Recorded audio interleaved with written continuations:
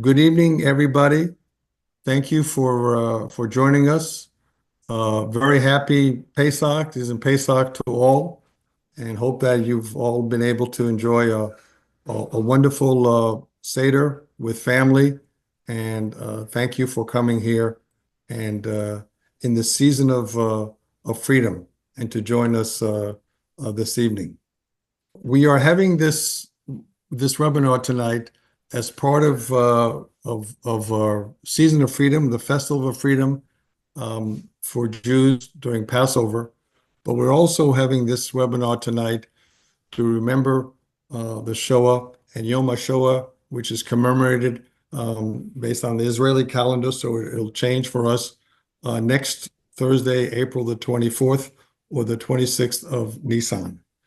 And the two are connected, as you'll hear in our meeting here, of freedom from being Jews and freedom from slavery as well. But it is very sadness that we remember the events of the Shoah, and that it was 80 years ago this spring when many of those who had managed to survive, such as our guest and my parents, were freed from their camps. That's coming up for 80 years. So let me introduce our guest and then turn it over to her. And I'll keep admitting people here. So let me just do this. So Irene was born in 1930 in Bozraji, Czechoslovakia, now Belgrade, Ukraine, but it was under Hungarian rule during World War II. So that's where Irene had picked up some of her Hungarian for those many years that it was under Hungarian rule. Over a 2-month period beginning in May 1944, nearly 425,000 Jews were deported from Hungary to Auschwitz-Birkenau, including Irene and her family. Irene was just 13 years old then. My grandparents, lawyer Irene Weiss, and other family members were also on the same transports from different parts. My family was from Eastern Hungary, and many were deported to Auschwitz as well. After 8 months of slave labor in Birkenau, Irene, her oldest sister, and 2 aunts were forcibly evacuated on foot from Auschwitz in January 1945 to camps in Germany. In 1947, Irene, her sister, and 1 aunt did emigrate to New York, and where Irene would then marry Martin Weiss in 1949. Then they moved to Northern Virginia in 1953. She is a volunteer at the U.S. Holocaust Memorial Museum. She is a frequent speaker about her experiences, and she is also my neighbor in Fairfax, Virginia, and a fellow congregant at Olam Tikva. I look on Irene as a surrogate mom since my parents, aunts who are survivors as well, passed some 20 years ago. So I can certainly say when I see Irene, I can see my mom and the rest of my family as well. So let me then turn it over to Irene. I'm going to stop sharing. And Irene, please tell us about your experiences and your story. Okay, so thank you for inviting me to speak. I was witness to something that needs to be remembered, and I'm going to talk to you about that tragic period of history that I lived through and can talk about it firsthand. But even though I am 94, what happened to me is still very vivid in my memory. By the end of World War II, most of the Jews in Europe had been killed. The Nazis then turned their attention to the last large Jewish community that remained, 500,000 Jews of Hungary. I lived in a small town in Hungary with my parents, 5 siblings, and a large extended family. I was 13 years old at the time. My father owned a lumber yard, and my mother took care of the family. We attended school, played with the neighborhood children, and our life revolved around our Jewish holidays. We were a close, happy family. Things began to change for us in 1939 when Hungary joined the alliance with Germany and began to institute the Nuremberg laws against the Jewish population. Jewish teachers, doctors, lawyers were fired. Jewish children couldn't attend public schools. My father's business was confiscated and given to a non-Jew. I no longer could go to the public school. And later on, we had to wear a yellow star on our clothing. The war was almost over, but the final solution was proceeding with speed and efficiency. In the spring of 1944, on the last day of Passover, Hungarian local officials announced the Jews in my town had 24 hours to leave their home with one suitcase each and assemble at the town hall. We had no idea what would happen to us. A delegation made up of the mayor, police chief, and my school principal arrived at our door, demanding that my father hand over all his valuables and money. My father gave them some items because they would not take no for an answer.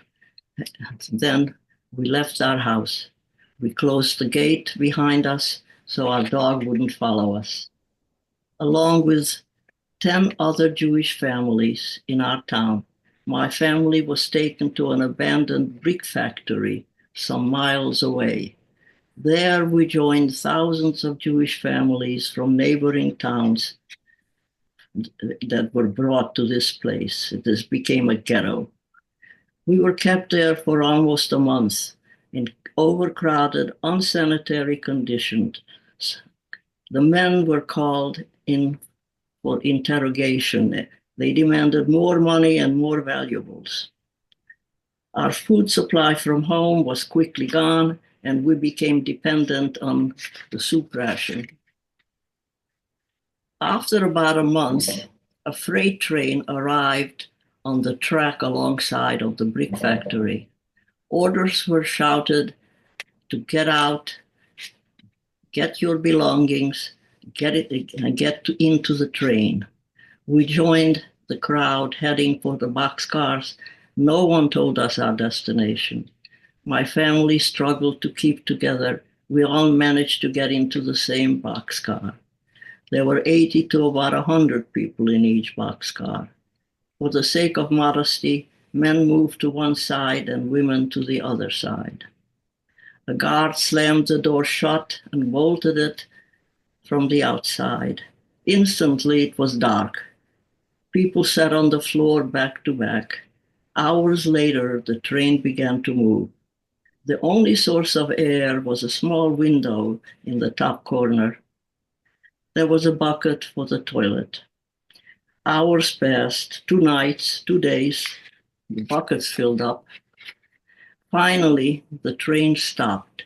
We are at some kind of work camp, my father announced. This looks like a work camp. There are barracks here. We had never heard of Auschwitz.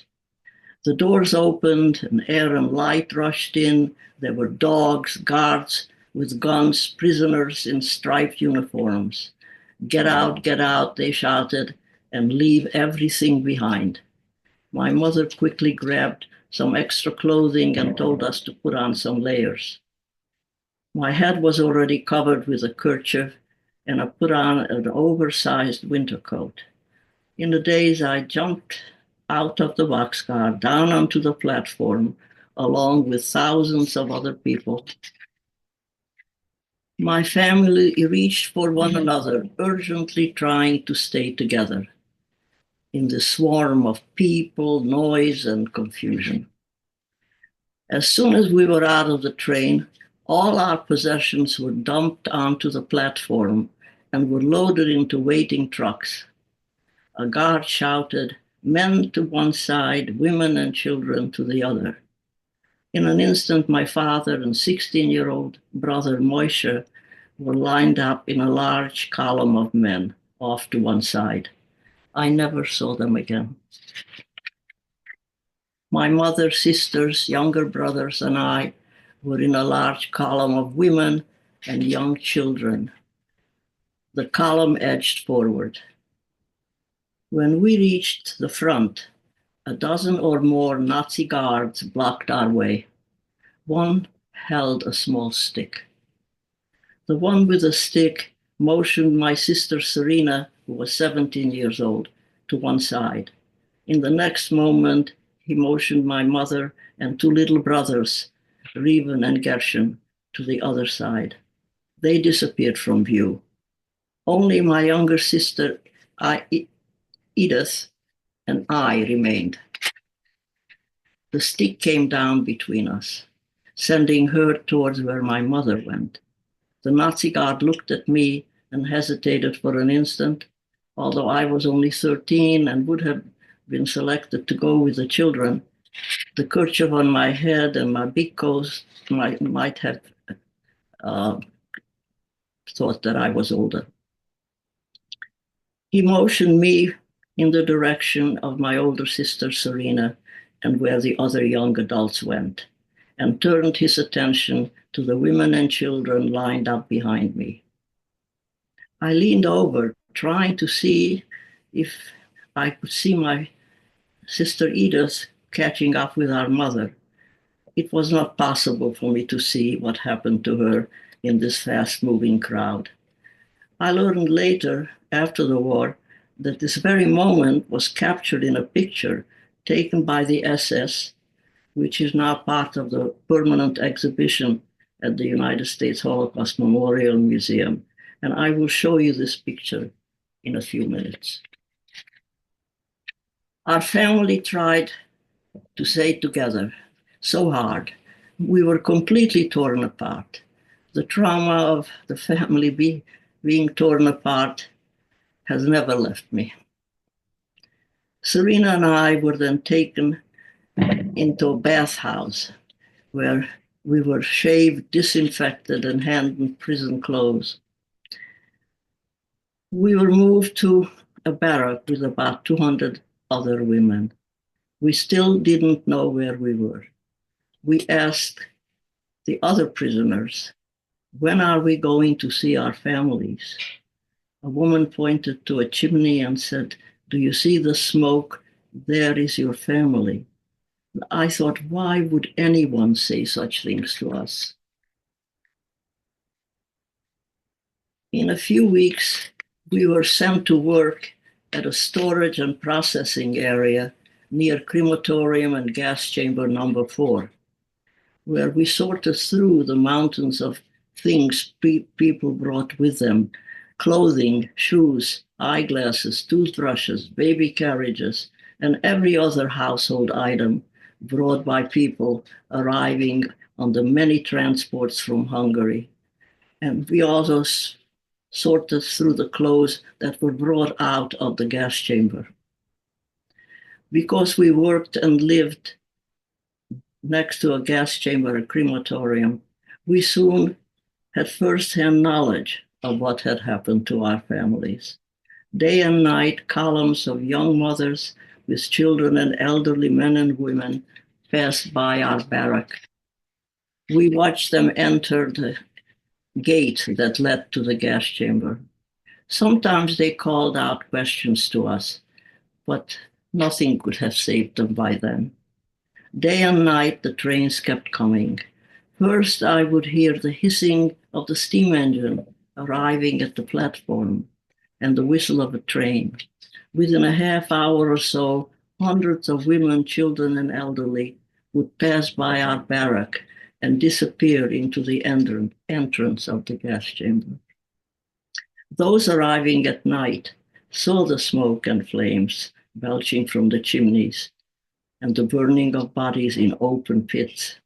It looked to them like they were being herded into the open flames. I plugged my ears with my fingers to block out their cries and their prayers. Then there was silence. In the distance, I would hear the whistle of another train arriving. 114 cattle trains arrived from Hungary in about 2.5 months. The gas chambers and crematoriums operated day and night, killing as many as 10,000 people a day. After 8 months in Auschwitz, in January 1945, the Russian army approached Auschwitz. So we hoped to be liberated, but instead, the Nazis evacuated us out of the camp and forced us on a death march, along with hundreds of other prisoners, miles deep into Germany. This was January, very cold, snow, and impossible to survive. Anyone who fell from exhaustion or sat down to rest was shot. By the time we reached the camp deep in Germany, we were sick and emaciated. There, my sister was among those selected to be killed. When I realized that we were about to be separated, I said, I am her sister. I was told, you can go too. They put us with other selected women into a room, awaiting a truck to take us to the killing place. But perhaps because of the approaching Russian army and the resulting chaos, the truck never arrived. Soon after, the guards fled and the remaining survivors drifted out of camp. From my immediate family of 8, only Serena and I survived. All of my young cousins perished, along with their parents. When I saw children in the town after the war, I stopped and stared at them. I had not seen children in almost a year and a half. Children were condemned to death in a world I had just come from. So this is a short version of my experience. However, it is too long and too terrible to enlarge it. I think I'll show you some pictures that were taken in Auschwitz of the survivors and the people there. Okay, I see the pictures that I will describe to you are on now. So this is the arriving platform in Auschwitz. The train is on the right side. You could see the dark brown. At this point, the separation of men and women and children you could see the large column on the left side are the men who were separated, and the smaller group is the women and children on the right side.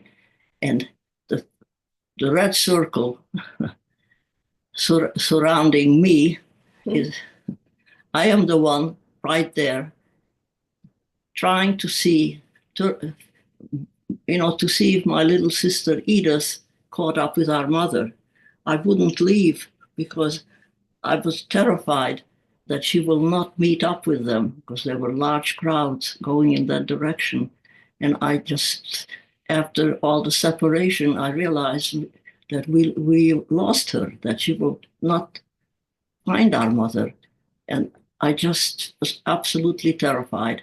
I forgot that I too was being alone, but she was much younger, and I was absolutely couldn't believe that I thought I should have held on to her more strongly, but of course I had no say in this.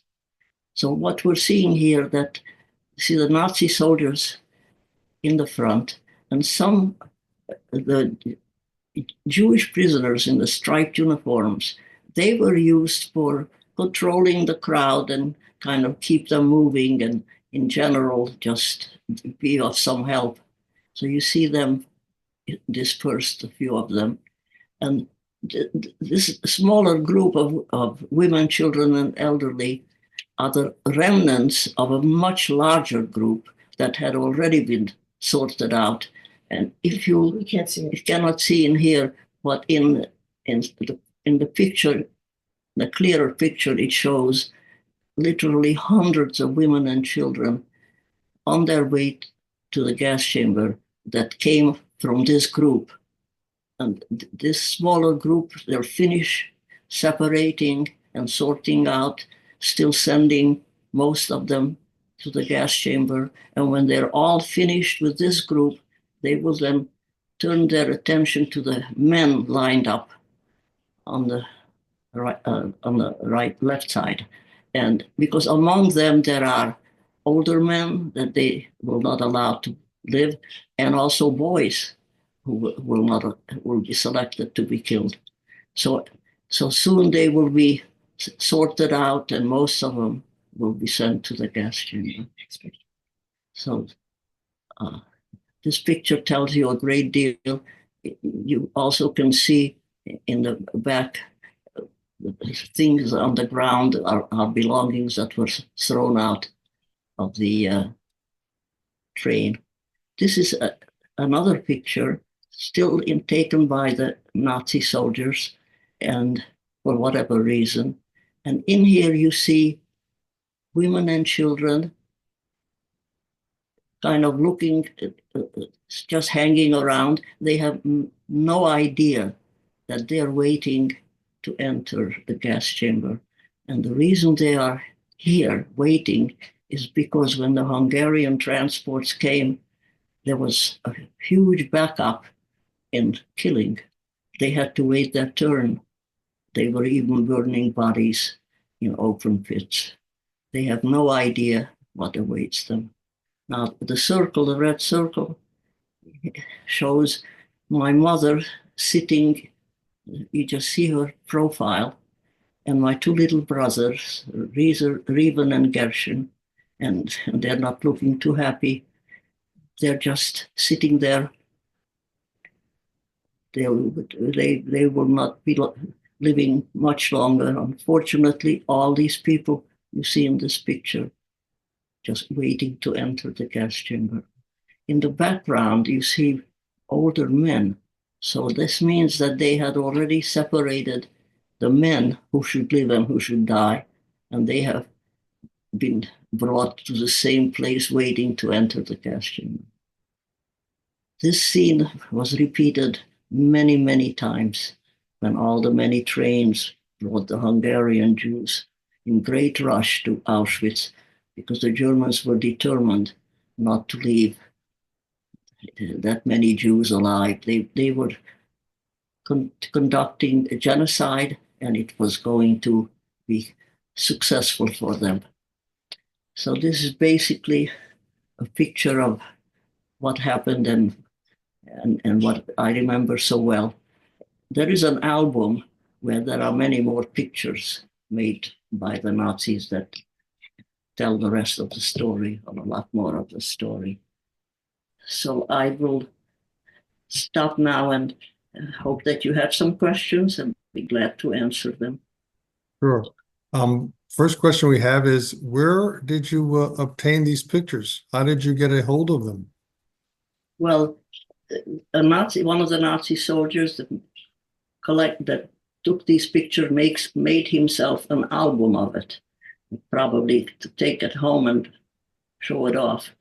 And when the Nazis left in a hurry, because the Russian army was approaching, he left his album in his bunk, and a Jewish survivor entered that place. She saw the album, she took it out and looked at it, and in it she found most of her town people, the Jewish town people, her relatives, the rabbi, everybody was in that album. And so she kept it. She took it with her. She was a survivor, and kept it for many months after, took it home to her town, and she felt it was her family and her album.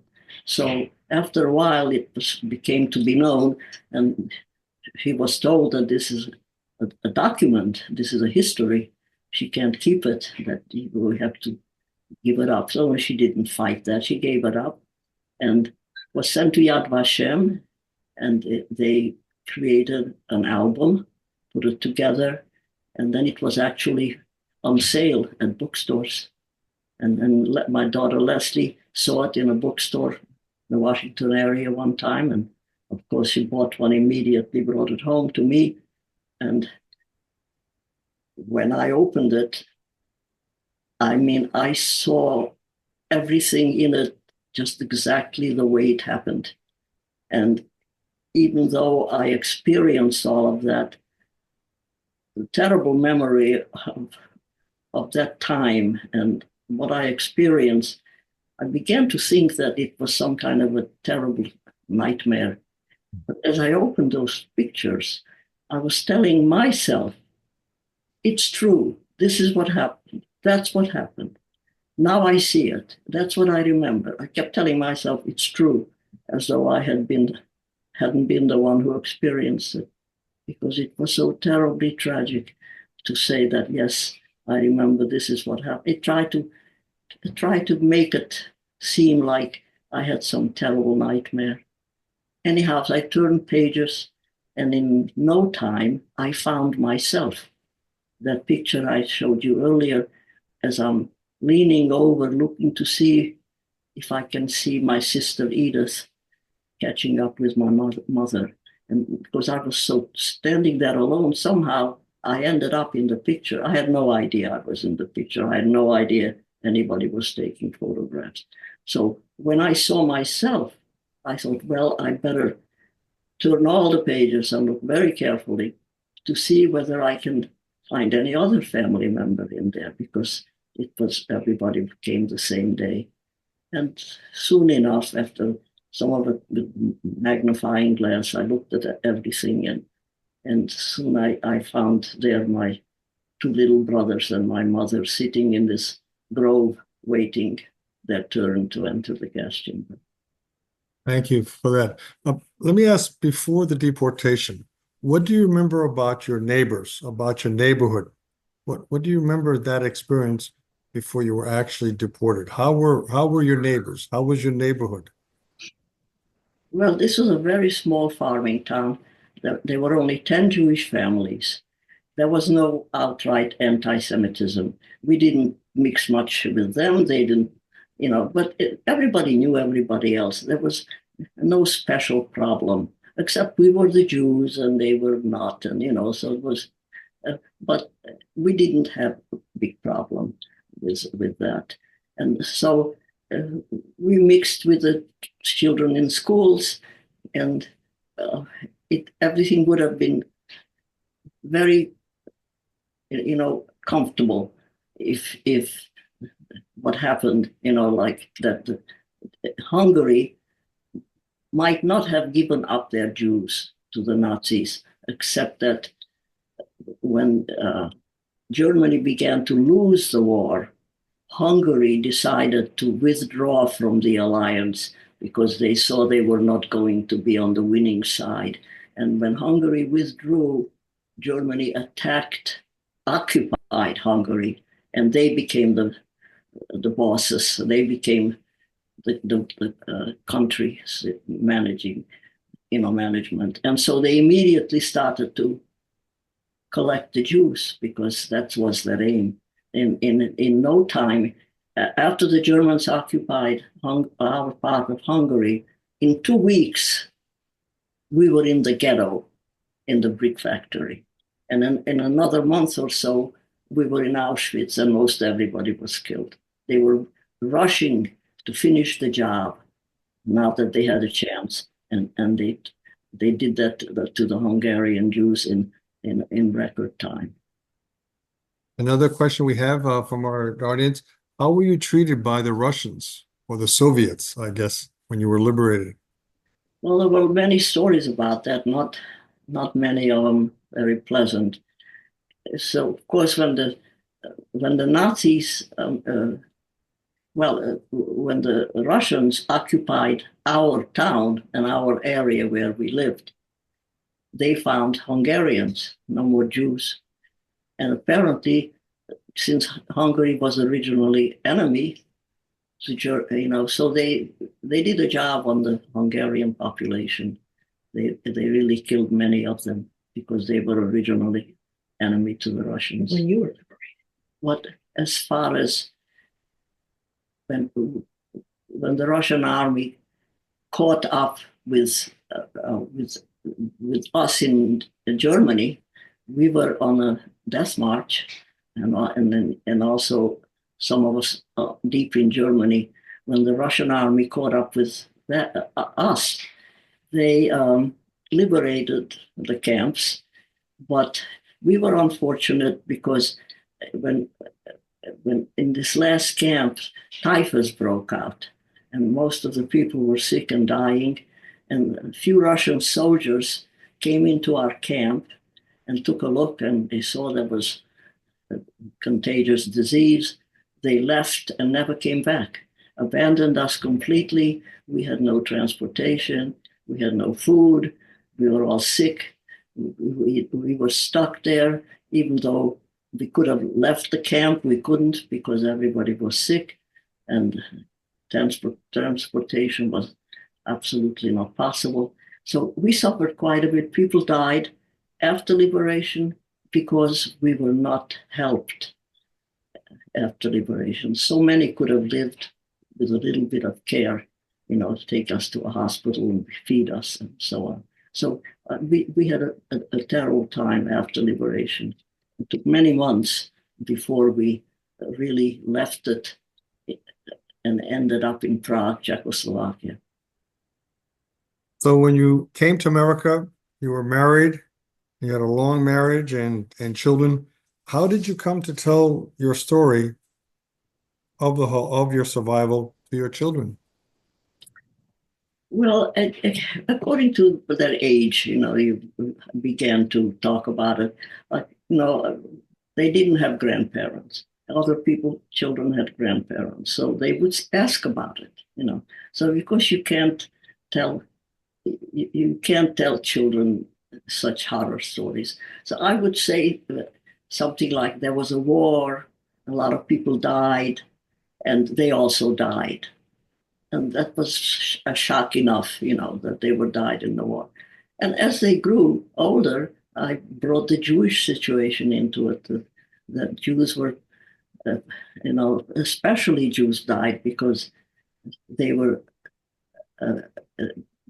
the Germans were going to kill all the Jews in Europe and elsewhere. So little by little, and they asked more questions. And then, but always gently, because even the concept of what I just said here, people are put into cattle trains, separate families, kill children. In particular, they aimed at children because it's a genocide, so there'll be no new, population, and the separation and all that. That's really awful stuff to tell even older people, but it was true and it happened.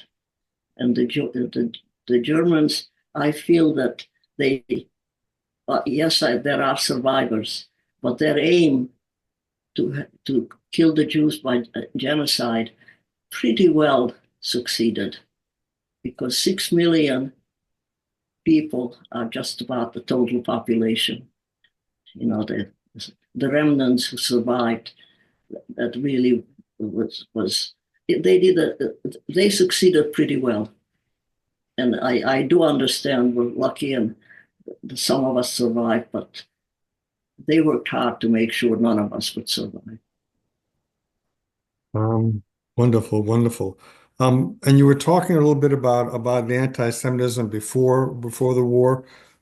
It is very sad, as it would be for my parents if they were alive, to see and to experience what Jews are suffering today. Do you see anything similar in just how regular people, not governments like that, but in regular people, in your experience before your family was deported, and here we are 80 years later? Are there similarities in your opinion? Well, when I came to this country, we all survivors desperately wanted to come to America because there was freedom here, there was opportunities, there was law and order, and in that there would be uh, start life, a new life, and it had a lot of promise, and that those many promises were fulfilled. We were free to do what we wanted to do and raise our families, go to school, get jobs. Some of the things that are happening here now are very similar because there is less law and order, less uh, opportunities, more disagreement among groups. People are having a harder time. Uh, I hope that we never have to compare the two in a great way, but there are many similarities.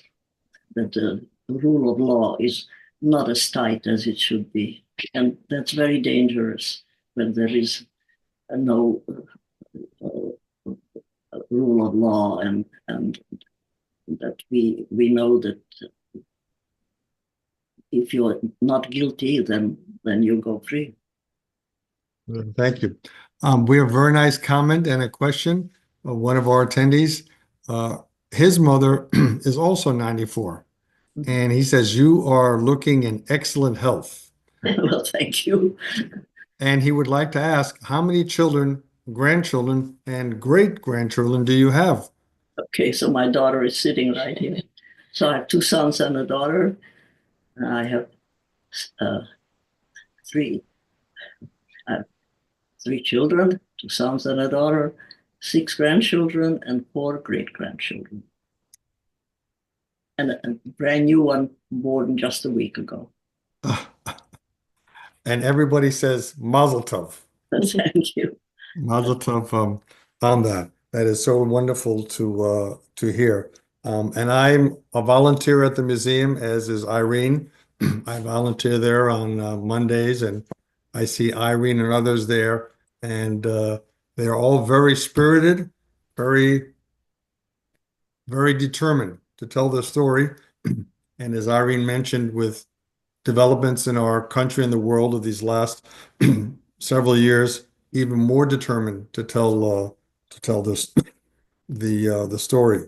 Going back to before the deportation, you were talking about your family celebrated Passover, and you're there in Woodstock, New York, where one of your sons are, and you've just celebrated the Seder.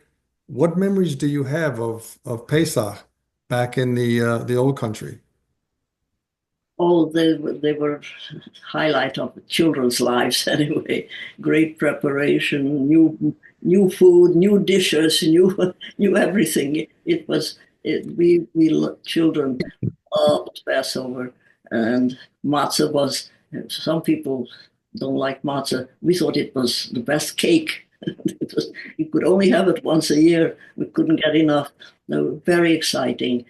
All that was happening, the house was clean. There was new clothing bought for all the children for Passover. It was the most exciting time, and family got together, and we loved Pesach. We do, but unfortunately, as we said before, we were taken out of our home the last day of Passover that year in 1944. And what I want to mention is that we were very Orthodox family, strictly Orthodox. So the last day of Passover, we, of course, would not have had any kind of bread. That was going to be the next day after when it's finished. But my mother started baking bread and things that day when the delegation came to our house and said, get out of your house and, just take a suitcase with you. With six children, she knew she had to have some food before we leave the house. She was baking all day and all night. Because in fact, bread was always baked in the home. There were no bakeries to rush in and buy. So she was cooking and baking the last day of Passover, which she never would have done under different circumstances. So we had something to take with us, except that 6 children, and that they didn't feed us and for many days before even they began to give us some kind of rations. So we were, you know, something to eat. Wonderful, wonderful. When you were liberated then and you had been in a liber camp and then you were liberated there, how long did you stay in Germany and how hard was it for you to come to America? As well, we tried to, first of all, as I said, we tried to get out of the camp in Germany, and many died because we didn't have any help. So by the time, then we eventually managed to get to Czechoslovakia, Czechoslovakia. And then the family that survived, some young adults who survived. No other children survived. There were maybe all the cousins, about 14 cousins, my sister and I were the only ones who survived. Grandparents were killed, and the children the cousins who were killed, their parents were also killed because that just took whole families. And so we made a sort of a family from the few surviving people, and people began to see what to do. What shall we do next? One thing we knew for sure: we don't want to live in this part of the world ever again. Not in the cities, not in the towns. Immediately to try to make some arrangements to get out. So we stayed in Czechoslovakia instead of the Hungarian part from which we came from. So we stayed in the Sudeten, maybe you know about that, a part of Czechoslovakia that was occupied by the Germans, but now the Germans were thrown out. So Czech country took it back, and there were a lot of empty houses and places. So we moved into an empty house in Czechoslovakia. And then actually, they put me in school. I was 14 and a half. I entered the Czech school and was going to school there for about a year and a half until we got permission to leave to the next stage. So anyhow, but we made a family together in Czechoslovakia and began to see how to get out. Everybody's aim was to go to America. There were some people, especially young ones, who were planning to go to Palestine. They were determined to go, and they made efforts. Some succeeded, some didn't. You probably know the story of going to Palestine at that time. But some of the others were hoping to go to America and began to accumulate papers. We had no papers. We had no birth certificates or any kind of identification to show who we are. But even though we had none of that because it was destroyed, the offices, the American consulate and all that, they wanted all those papers. So it had to be recreated with witnesses, So somebody said, I know this person was born in such and such a year in this place. And, had to have those papers. And so then applied to get to America. So we had to wait 2 years after the war was over to enter the United States. And we entered in stages. Some of the family who survived, some went in 2 years, some went a year and a half, and most of them ended up in New York area. Yeah. So the night came, we were the last because our names were different alphabet and all that. So we didn't all go together in stages. We were given permission to enter the US, but it took 2 years plus. Yeah. So this is an interesting contrast in terms of what happened to those who survived. and Irene has told us her story. A contrast is that for those some who had survived and had been separated from their parents, they went searching for their parents. In my father's case, he was freed from Mauthausen labor camp. He was only there. He didn't know where his brothers were or his parents. So he said he's going to go back to his hometown, a small town called Maine, near Debrecen, near the Ukraine. And he went looking for his parents. And the first place he went was to go back to the family house. Mhm. He goes to the family house, and there are people there, non-Jewish Hungarians. And my father says, "Why are you in this house? This is my house." To which those people said, "This is not your house anymore. This is our house." And further, they said, "And you, because of you, you dirty Jews, this is why we had the war." Mhm. My father would tell the story, and when he made the Spielberg Shoah tapes, that was a story. And when he saw that and experienced that, my family's original name was Weiss, Weisz, very Jewish. He changed it, and my name now, Varkuni, it's like Smith in Hungary. It's not Jewish, and so forth. So he found that the anti-Semitism and the hatred of Jews were just there. But by the time he decided he should leave, the Soviets taken over. He was not as lucky as you, Irene, because he stayed. And then he would eventually meet my mother. But then the Soviets were there and the Iron Curtain, and our family escaped in 56. So those Jews that did not leave when Irene did, most of them left in 56 during the revolution, and not many there were left. But that shows you the variety of what the individual Jews were trying to do. Some who knew their family had been killed, there's no point. Others weren't sure. They went looking, and some got stuck there on them. So that shows you a little contrast of how people in that part of the world, what they were trying to do. And Irene, you were very lucky. And my parents also wanted to come to America. They Yeah. also wanted to leave Hungary, and they didn't want to go to Israel at the time. Why? Because Israel was still having problems as a young nation with Arabs and so forth.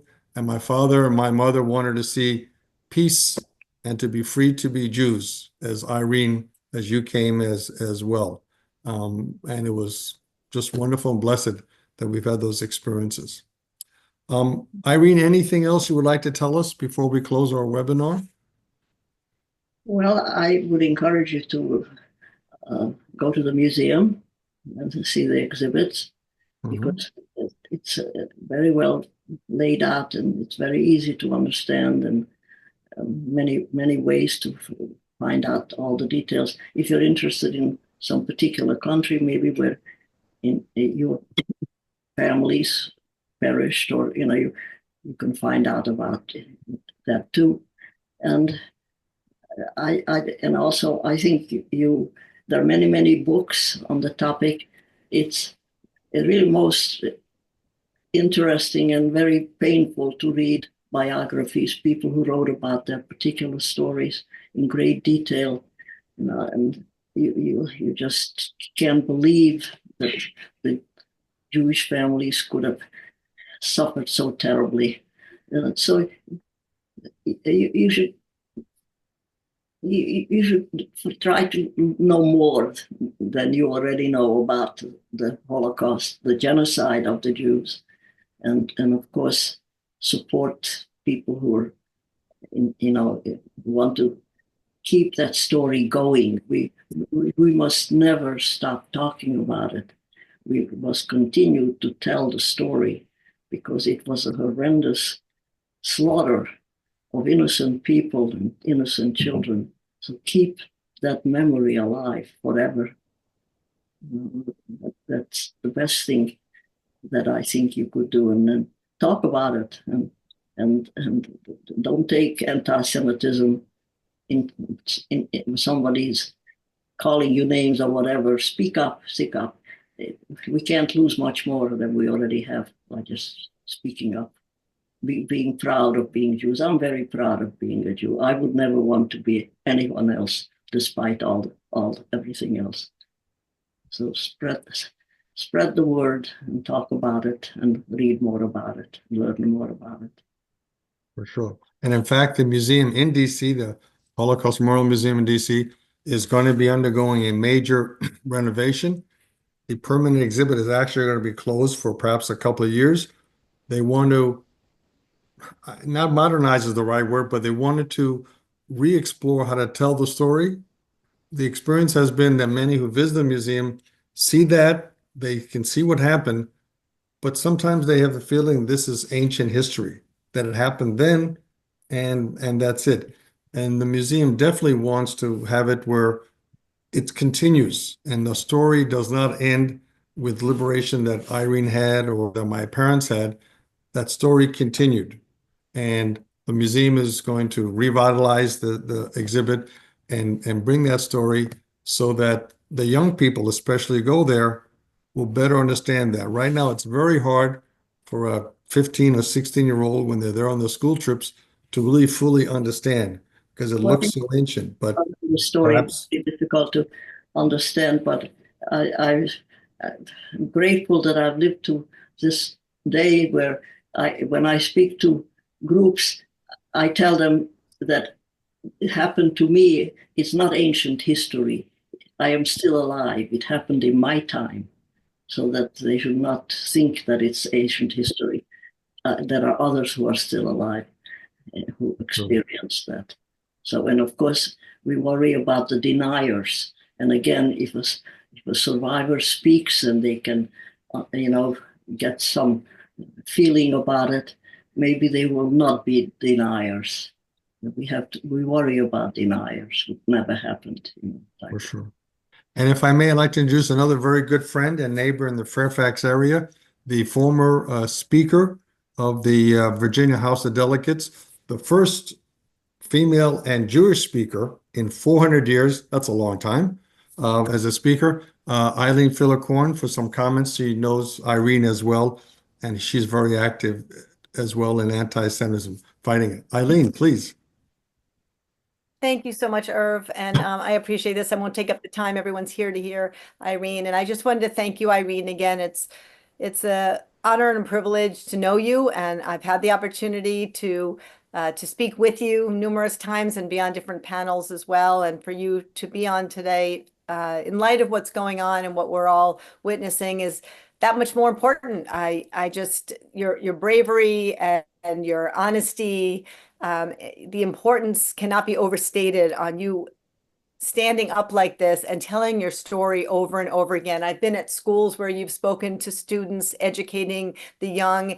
And again, most of these times that you and I have been together, almost all the times have been pre-October 7th and pre where we are now. Let's just say that without getting too political. And so I think the importance of what you're sharing is invaluable. And thank you for being on today. Thank you for your continued honesty and forthright. And as you said now, with given where we are with regard to anti-Semitism, also the importance is just it's crucial, and it's education, education, education. And I've had the honor and privilege of working on in anti-Semitism legislation and the IRA definition and so much more. But the speaking out and the personal, sharing the personal story, and yours in particular, nothing is more important than that. So thank you for doing that, and we'll try to continue that, for sure, and especially with the youth. I think that's where we really need to focus. Thank you. Right. Thank you so much, Eileen. And Irene, again, thank you. And may I thank Leslie, who's providing invaluable technical assistance. And Leslie herself in Orwide has done quite a lot in combating anti-Semitism in her positions in the Biden administration and other administrations. So thank you for all that. So with that, Thank you all for listening. Thank you very much. thank you for everybody for joining us. Again, Aziz and Pesach. Enjoy Pesach, and please do remember on Yom HaShoah to attend a local commemoration in your community or do watch online so we can all remember. Thank you all very much. Bye-bye, Irene. Bye-bye, everyone.